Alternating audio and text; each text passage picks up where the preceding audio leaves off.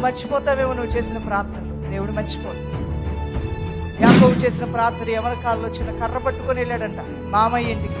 ఆయన చేసిన ప్రార్థన ఆయనే మర్చిపోయాడు. అడిగాడు ఆయన, ప్రభువా మరలా నన్ను దీవించి ఆశీర్వదించి కుటుంబంతోనూ ఆస్తితోనూ మేలుతో దీవించి నన్ను మరలా నా తండ్రి ఇంటికి తీసుకొస్తే ఇక్కడ నీకు బలిపీఠం కడతాను.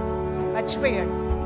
33 సంవత్సరాల తర్వాత మరలా తిరిగి ఎలా అడిగాడో అలా దేవుడు దీవించి, అంతకన్నా అద్భుతంగా దీవించి పిల్లలతో, సంతానంతో, భార్యలతో, ఆస్తిపాస్తులతో తిరిగి వచ్చినప్పుడు పడుకున్న సమయంలో దేవుడు దర్శనంలో మాట్లాడి, యాకోబు నీ యవన కాలంలో నువ్వు ఇక్కడి నుంచి బయలుదేరి వెళ్ళినప్పుడు బలిపీఠం కడతానని మొక్కుబడి చేసుకున్నావు కదా, మరి నేను నమ్మకస్తులుగా నీ ప్రార్థన నేను విని అది నెరవేర్చా. ఇప్పుడు నువ్వు కూడా నీ మొక్కుబడిని చెల్లించవా అని అడిగాడంట దేవుని బిడ్డ. అందుకనే ప్రేయర్ టైమ్స్ అనేవి చాలా వాల్యుబుల్ టైమ్స్.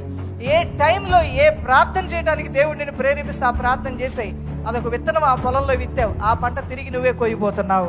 ఎప్పుడో విత్తావు ఒక పంట ఉపవాస ప్రార్థనలో, ఎప్పుడో విత్తావు సండే ప్రార్థనలో, ఎప్పుడో ఒక మంచి విత్తనం ప్రార్థన విత్తనం విత్తావు నీ కుటుంబ ప్రార్థనలో, ఎప్పుడో కన్నీటితో మనసులో బాధ వేదన ఎక్కువైనప్పుడు ఏ చెట్టు కింద కూర్చున్నా, ఏ ఒంటరిగా కూర్చునో, ఏ శూన్యంలో నీకు చూస్తున్నా దేవునితో మాట్లాడావు.